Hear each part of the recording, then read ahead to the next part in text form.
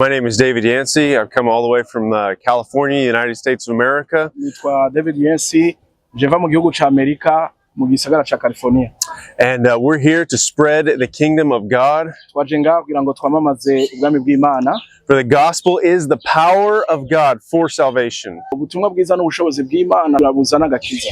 And we want to announce to Burundi that the light of Christ has come. Twaje kwamamaza iyo nkuru tubibwire Uburundi yuko umuco watse. One thing that the Lord has been showing me Ikintu Imana yashize ku mutima canke yanyeretse is there's a lot of places that have been under oppression.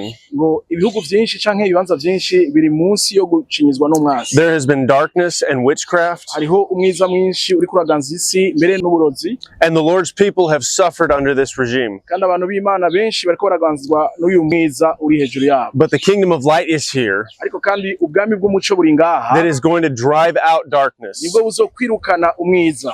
I want you, no matter where you're at, Ndagomba umuntu wese aho wowe uri hose. no matter what your circumstances are, Nta makuru ivyo burimwo vyose. you need to come out in faith, Ukwiye kuza ufise ukwizera. knowing that Jesus Christ, the healer and the miracle worker, Uzi neza yuko Yesu ari we akiza indwara kandi agakora ibitangaza. has come not only to cancel that curse Atari uko azanywe no gukuraho uwo muvumo gusa. and drive out the oppression, No gukuraho uko gucinyizwa n'umwasi. but he's come to save you and your family, Ariko yaje gutanga agakiza ku bwawe n'umuryango wawe. and everything's going to change Kandi byose bigira bihinduke. because that's the power of Kubera Christ. ko aribwo bushobozi bwa Kristo.